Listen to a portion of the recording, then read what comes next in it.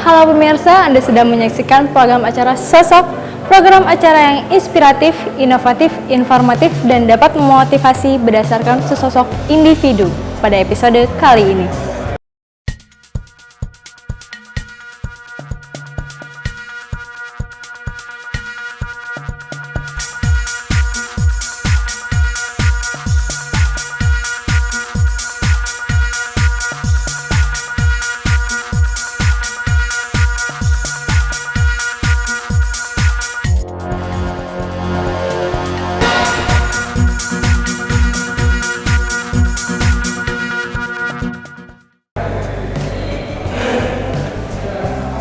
Sosok kita pada episode kali ini adalah seorang mantan atlet bulu tangkis yang telah mengharumkan nama bangsa Indonesia. Untuk itu, kita lihat terlebih dahulu yuk Viti Profum, profil narasumber yang telah diinput oleh tim Binus TV.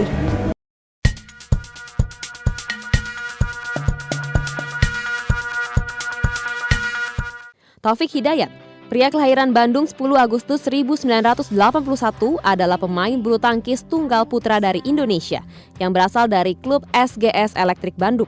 Putra pasangan Aris Haris dan Enok Dartila ini mencetak medali emas untuk Indonesia pada Olimpiade Athena 2004 dan 21 Agustus 2005 menjadi juara dunia dengan mengalahkan pemain peringkat 1 dunia Lindan. Taufik Hidayat menjadi tunggal putra pertama yang memegang gelar kejuaraan dunia BWF dan Olimpiade.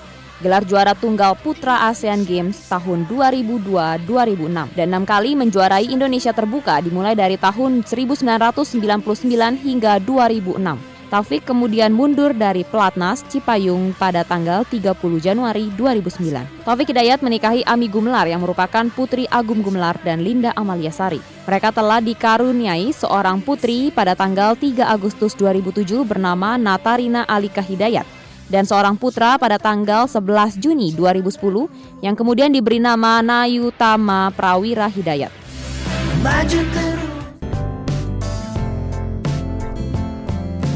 Nah, itu tadi Viti Profum, profil narasumber dari Mas Taufik Hidayat.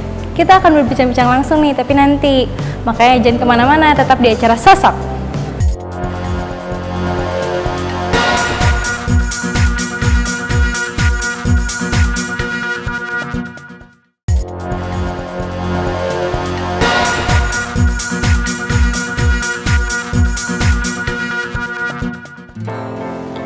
Halo pemirsa, terima kasih masih menyaksikan acara Sosok. Saya sekarang sedang bersama Taufik Hidayat, Mas Taufik Hidayat. Terima kasih Mas telah menyempatkan waktu untuk kita. Sekarang lagi sibuk apa nih Mas? Ngurus THA aja atau? Iya, kalau THA Arena kan emang udah jalan sendiri ya. Maksudnya juga ngurus itu juga. Di luar itu mungkin di kerjaan yang lainnya. Maksudnya di luar bulu tangkis ya. Lebih banyak ke bisnis gitu sekarang. Iya, lagi merintis lah karena baru mulai kan. Bisnis apa Mas? Apa ya? Banyak lah. Maksudnya yang nggak terlalu banyak. Karena lagi proses kerja sama orang juga ya. Dan yang pasti kerja di luar bulu tangkis itu aja sih. Maksudnya nggak mau yang bisnis apa. Ntar orang yang banyak emang bisnis harus tahu. Terus modal dari terpikir untuk berbisnis tuh gimana awalnya? Emang udah dari masih main juga emang udah terpikir ke situ ya. Karena emang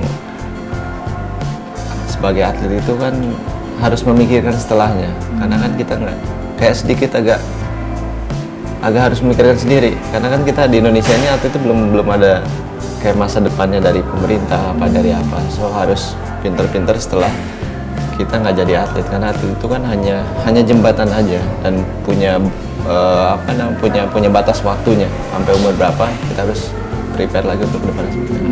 Jadi ada kayak limitasinya gitu ya? Iya ada. Jadi harus tahu kalau mau jadi atlet harus tahu sampai kapan. Awalnya tertarik di dunia bulu tangkis tuh gimana ceritanya? Awalnya sih orang tua ya. Orang tua dulu sih nggak terlalu suka bulu tangkis, lebih suka bola ya. Lebih suka bola ya karena rame-rame kan pulang sekolah sama teman-teman. Cuman orang tua yang ketakutan kalau misalnya anak-anak itu kan yang panas, hujan-hujanan, ntar sakit. Kalau bulu tangkis kan kebanyakan yang indoor kan. Jadi emang disuruh belajar, saya juga suruh coba. tapi nggak langsung coba begitu suka, nggak cuma ikut-ikutan aja tadinya, tapi awal-awal udah yang waktu ke waktu berlalu udah mulai suka gitu. Terus waktu pertama kali ikut kejuaraan itu kemauan sendiri apa disadarkan sama orang-orang sekitar ikut aja atau gimana? Karena waktu itu masih di kampung ya, di Pangalengan, cuman ikut di ya deket-deket rumah aja. Terus habis itu baru umur 8-9 tahun ya, baru pindah ke Bandung. Jadi ikut ada salah satu klub SGS PLN.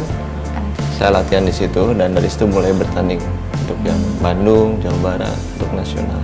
Nah di situ udah mulai serius. Ya di situ udah mulai yang memang Terus udah mulai suka. Tanggapan orang tua setelah memutuskan untuk serius di bulu tangkis kayak gimana? Iya sangat positif ya, maksudnya yang positif, antusias juga, dan kemauan orang tua juga besar untuk yang tiap hari nganter saya, karena saya mesti bolak-balikan dulu sampai kelas 6 SD, mesti bolak-balik Pangalengan, Bandung. Tapi setelah itu saya tinggal kos sendiri, jadi kayak orang tua selalu ikut gitu, dan maksudnya yang support banget lah orang tua saya untuk pingin anaknya jadi pemain. Terus yang itu pas tinggal sendiri itu umur berapa itu? Masih Kelas 1 SMP ya? Kelas 1 SMP berarti umur... Oh masih muda banget berarti memutuskan untuk ngekos sendiri gitu? Ya udah sendiri. Ya anak lelaki ya nggak masalah ya kalau sekarang. Tergantung orang tuanya ngasih apa enggak, percaya apa enggak sama anaknya kan. Tergantung anaknya juga mau apa enggak, bisa jaga diri apa enggak gitu. Dan bersyukurlah saya bisa jaga diri, dan ya sampai sekarang alhamdulillah berhasil. Nah, selama ikut kejuaraan-kejuaraan kan otomatis kan itu dari negara ke negara, itu ada tekanan atau pressure nggak sih di balik itu tuh? Pernah ngerasain kayak tekanan? Pasti ada ya, tapi kalau mungkin pas baru-baru itu, karena kita misalkan baru di nasional itu tahun 96, itu kan kayak pertandingan pertama internasional, kayak cari pengalaman, maksudnya kalaupun ya sudah nggak apa-apa, kita anak baru gitu, tapi berusaha semaksimal mungkin memperlihatkan permainan yang paling bagus gitu, karena orang juga akan menilai kalahnya dari segi apa gitu kan. Kalau kalahnya yang emang kita juga perjuangannya udah maksimal, apa boleh buat, karena olahraga itu kan menang ada menang ada kalah. Dan dari situ emang saya selalu bikin target gitu dalam setahun, dari mulai program latihan hari per hari, per minggu, per bulan, per 3 bulan, 6 bulan, per tahun, dan untuk pertandingannya juga. Jadi emang harus ada target masuknya di mana. Oh, mau tembus kemana dulu nih tahun ini gitu, mau coba kemana. Oh, itu ditargetin semua di iya, gitu? Buat saya sama pelatih saya emang punya target sendiri. Karena buat saya yang namanya atlet kalau nggak punya target sendiri, target tim, itu atlet bodoh. Cuman ikut kayak arus begitu aja. Oh, jadi akan jadi. Tidak bisa dinamakan atlet profesional kan, seperti kalau tidak mempunyai target. Enggak, mendingan nggak usah jadi atlet aja. Lalu selama bulu tangkis itu ada hobi lain selain di bulu tangkis? Paling main bola ya. Kalau dulu karena emang awalnya emang senang bola, terus orang tua ngelarang, nggak pernah. Habis itu udah di sini waktu di pelatnas juga emang kadang-kadang suka main bola gitu. Waktu senggang ada latihan kita main bola. Waktu senggangnya malah buat ini latihan, bukan buat main bola, bukan buat istirahat gitu. Karena kita biasanya hari Rabu sore itu libur, nggak ada latihan. Habis itu kalau Sabtu Minggu kita sore libur juga kan. Jadi emang kita punya timnya sendiri dulu waktu zaman saya di situ. Nah, Mas Taufik ini kan keliling dunia dari bulu tangkis ya, dan dari negara ke negara itu kan adatnya beda, culture-nya. Itu waktu pertama kali ikut kejuaraan dunia itu gimana cara menyesuaikan sama keadaan di sana? Menarik ya. Maksudnya dari situ tantangan yang pertandingan ini harus bagus, karena untuk pertandingan berikutnya akan dikirim lagi ke negara mana. Jadi semaksimal mungkin saya harus menunjukkan perform yang bagus di lapangan. Kalau bisa ya harus juara gitu kan, dalam setahun pertama, 2 tahun pertama penyesuaian, karena masih penyesuaian. Udah tahun berikutnya memang udah harus target dalam pertandingan ini harus juara, pertandingan ini harus sampai di berapa. Dan ya mungkin 2 tahun pertama tiap negara kan beda-beda. Iya. Untuk tahun berikutnya ya sama aja, negaranya juga di situ lagi gitu. Suatu kebanggaan lah. Maksudnya nggak semua orang bisa dari atlet yang bisa yang keliling kemana-mana sudah. Ya kebetulan di bulu tangkis itu kan pertandingannya banyak dibanding cabang yang lain ya untuk olahraga di Indonesia. Lalu sempat ngerasa down nggak waktu itu ngelawan mana? Mungkin ngerasa itu jadi pesaing terberat gitu? Kalau untuk awal-awal enggak ya. Justru untuk meraih itu kan lebih mudah dibanding untuk mempertahankan. Iya. Mungkin kalau merasa down-nya adalah waktu tahun berapa ya?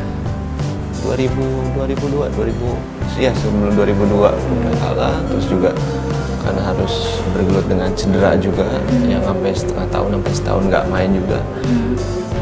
Tapi itu sebuah proses gitu, maksudnya yang kalau emang kita masih mau main harus kita lawan juga, cedera juga kita harus obatin, kita harus balik lagi, dan untuk main juga nggak mungkin lah kita nggak bisa ngalahin mereka gitu, hanya kita mungkin kurang lakap, kurang persiapan apa gimana buat saya jadi down sebentar aja, maksudnya nggak yang berlarut-larut gitu, jadi emang dijadiin motivasi untuk kembali yang terbaik lagi. Biar termotivasi terus ya, justru dijadiin pelajaran yang masa-masa yang kalah gitu-gitunya jadi pelajaran lagi. Iya, karena semua orang pasti merasakan itu. Nggak mungkin kan ada yang menang, terus pasti ada merasakan itu. Nah di situ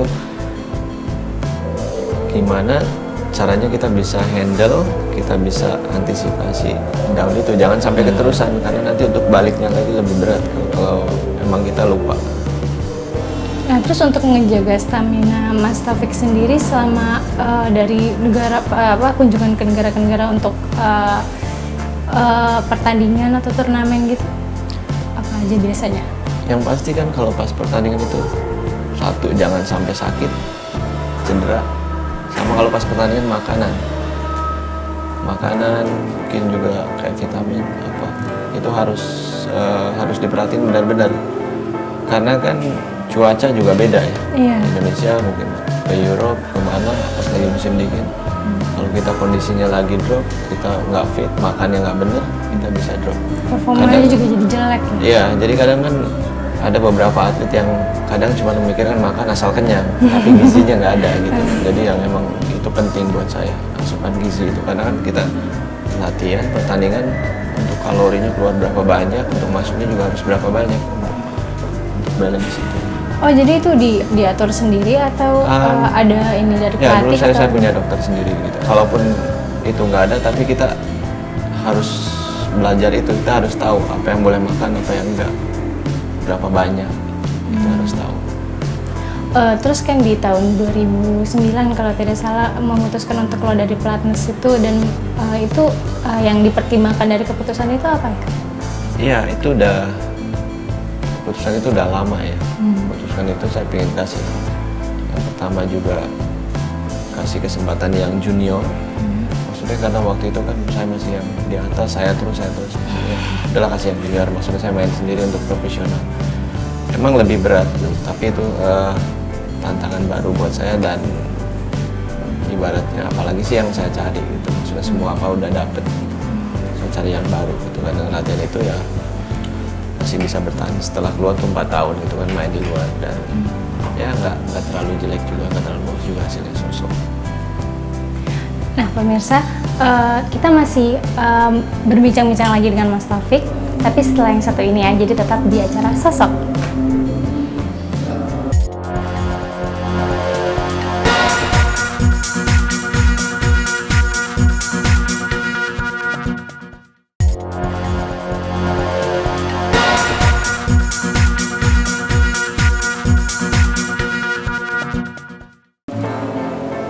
Terima kasih pemirsa, Anda masih menyaksikan acara Sosok. Di samping saya masih ada Mas Taufik Hidayat. Mas, kalau misalnya olahraga itu kan berkaitan dengan sportivitas. Menurut Mas nih, arti sportivitas itu apa sih?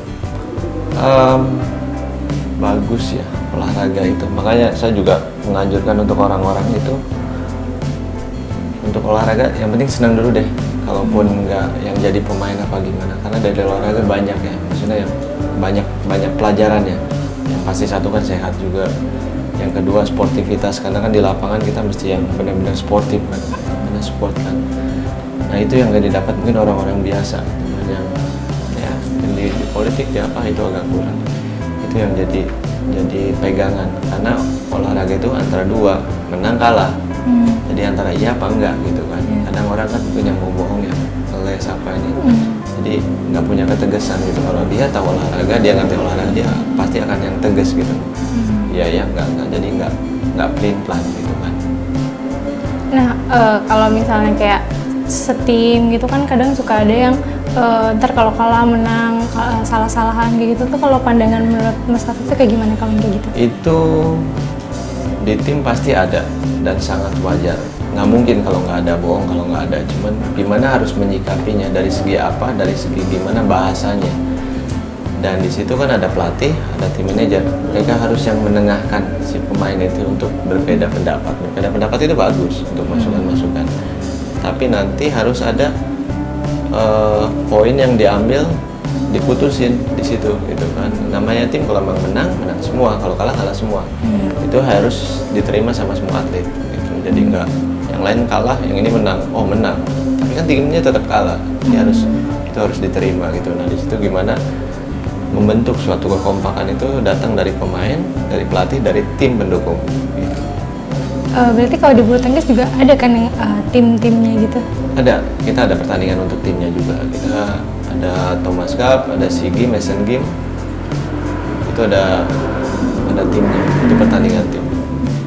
Nah, kalau menurut Mas Taufik nih, kalau ada misalnya ada kesempatan untuk melatih atau untuk jadi manajemen untuk pemain bulu tangkis, kira-kira mau nggak?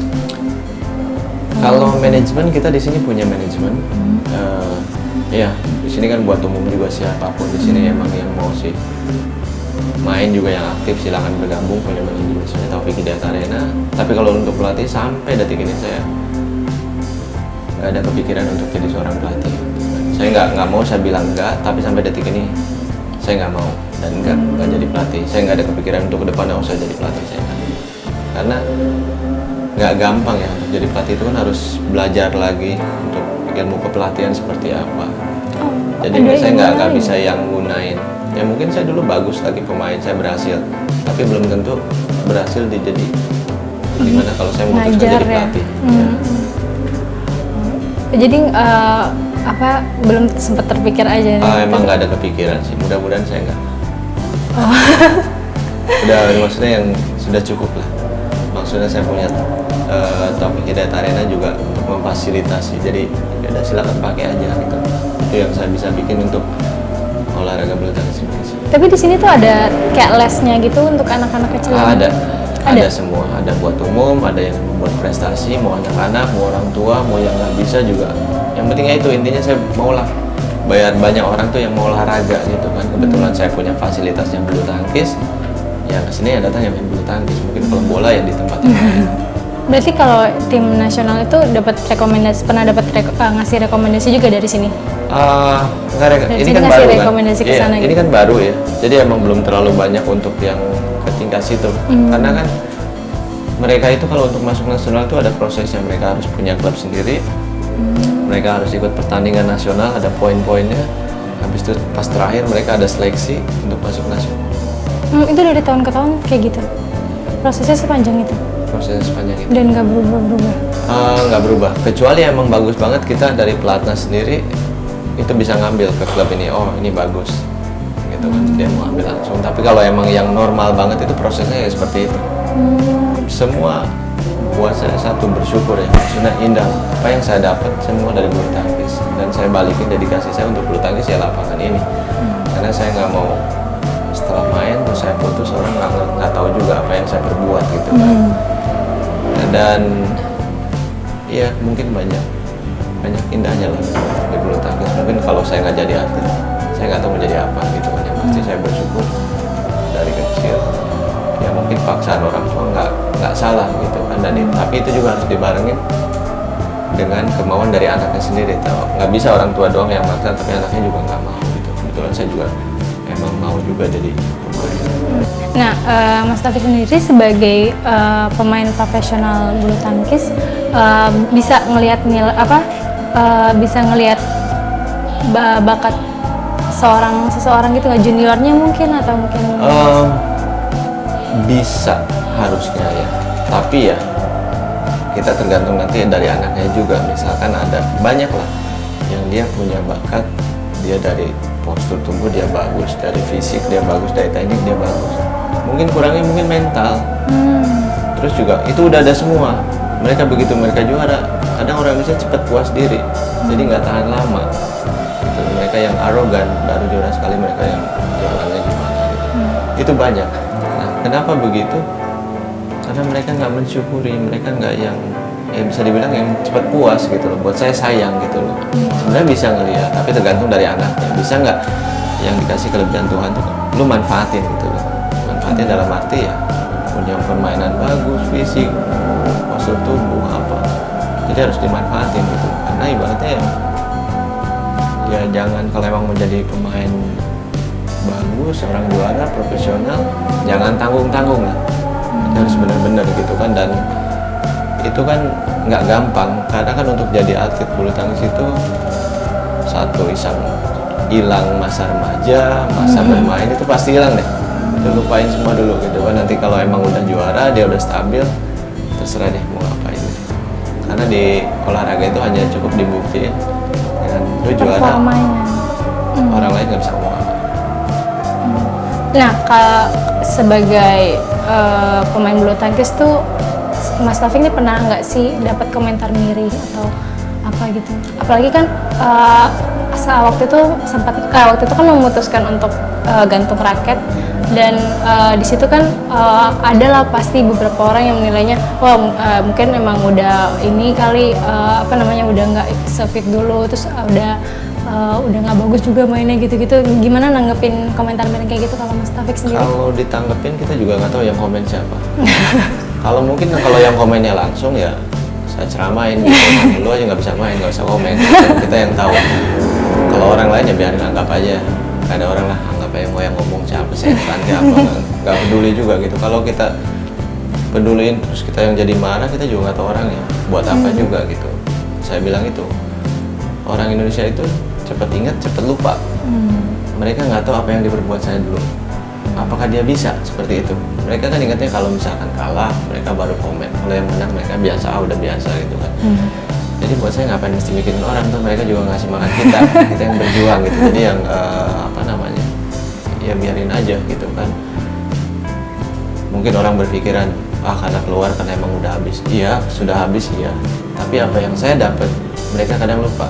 Apa yang saya udah kasihin buat negara ini, mereka lupa. Emang olahraga itu ada batas waktunya. Kita harus pintar-pintar diri, cari waktu, cari timing. Ngapain setelah olahraga gitu. Ngapain setelah bulu tangkis. Jadi harus memikirkan yang lain. Jadi ke depannya juga. Lebih baik nggak usah ditanggepin yang kayak begitu ya? Maksudnya ditanggepin, dilihat juga mereka kasih komen apa. Kalau yang nggak penting ngapain gitu. Kalau buat masukan sih biarin aja, bisa gitu kan. Tapi kalau yang mereka asal ngomong, ngapain juga, kita nggak tahu dia juga. Kalau kita balikin juga ketemu juga, apalagi yang lu udah perbuat buat negara ini kan nggak juga. Gimana? Karena di olahraga ini dia juga belum tentu bisa main. Nah, kalau misalnya masa-masa sulit saat cedera gitu, seorang atlet tuh biasanya gimana sih ngatasinnya? Untuk cedera? Bisa kena cedera terus harus nggak ini gitu. Kalau cedera itu kan kita nggak tahu ya kapan mau cedera. Tapi seenggaknya kita harus prepare dulu. Maksudnya kayak ya itu harus jaga dari kondisi ya. Maksudnya dari kondisi kesehatan, kita dari makanan, kita mungkin latihan, kita jam istirahat, kita harus jaga semuanya lah. Satu langkah pun memang harus hati-hati gitu. Kita nggak tahu kapan aja cedera, bisa di mana, mungkin di kamar mandi, tetap kita lagi jalan apa gimana. Nggak harus di lapangan ya, nggak harus di arena juga gitu kan. Dan untuk untuk kalau kita emang cedera, kita harus discuss dengan pelatih, dengan dokter gimana cara penyembuhannya. Dan kita juga harus kuat, harus yakin kalau kita ingin sembuh gitu. Jadi emang harus konsisten untuk ya semacam pengobatan ya, terapi apa itu harus dijalanin terus. Sudah sembuh benar baru untuk balik lagi gitu kan. Dan yang paling susah itu kita jujur sama diri sendiri, Yang bilangnya, oh udah nggak sakit, padahal masih sakit karena kita pengen main. Oh, yang kayak gitu nggak boleh dipaksa ya? Nggak boleh ya, karena kan nanti imbasnya kalau misalkan kena cedera lagi akan lebih parah lagi kan. Jadi emang harus bisa mastiin sendiri ya? Ya, harus jujur sama diri sendiri, karena lawan paling berat itu bukan musuh dari Cina, dari mana, musuh paling berat itu diri sendiri. Itu musuh yang paling berat buat siapapun. Menurut saya, nggak tahu menurut orang-orang. Nah, pertanyaan terakhir nih Mas. Bukan pertanyaan terakhir. Minta dong saran atau kata-kata yang bisa membangkitkan semangatnya pemuda-pemuda yang sekarang lagi menggeluti bulu tangkis, yang mungkin juga sedang lagi menghadapi kejuaraan atau apa. Ya paling untuk anak-anak ya, yang pertama tuh buat saya tuh senang kalau orang-orang itu mau olahraga, apalagi mau olahraga bulu tangkis, karena di Indonesia ini untuk sementara ini kan hanya olahraga bulu tangkis yang maksudnya yang udah selalu dapat di Olimpiade, medali emas, medali apa yang lain. Nah, untuk adik-adik, untuk junior, untuk yang senang olahraga, saya harap satu olahraga tuh kita harus punya kemauan tinggi kalau kita mau jadi atlet. Kita harus punya target kalau kita emang udah jadi atlet, dan kita harus punya tanggung jawab yang keras, dan yang pasti kita harus latihan yang keras, dan harus punya target latihan, target pertandingan, yang mungkin target di hidup juga. Untuk itu baru bisa jadi atlet. Tapi kalau emang mereka cuma hobi setengah-setengah, mendingan nggak usah gitu loh. Tapi ini untuk bagi atlet yang mau jadi pemain profesional ya, maksudnya mereka benar-benar jadi atlet yang ingin meraih sesuatu, maksudnya ingin meraih gelar, ya mungkin gelar paling tinggi itu kan Olimpiade. Memang banyak tantangan, jadi emang nggak semua bisa gitu kan, karena juara itu cuma satu dari 4 yang terbaik, mereka bagus semua tapi tetap juara itu satu, nggak ada juara 2, juara 3 tuh nggak ada. Itu namanya runner up, bukan juara. Ya pemirsa, tidak hanya kemauan, kita juga harus bekerja keras, kita juga harus memiliki mental yang kuat untuk menjadi seorang pemain bulu tangkis yang profesional. Tidak terasa, pemirsa, ini sudah di penghujung acara. Inilah sosok episode Taufik Hidayat, salah seorang dari The Four Heavenly Kings yang dikenal di mata dunia. Saya Maya Pragitasari beserta kru Binus TV undur diri. Saksikan terus sosok di www.binus.tv.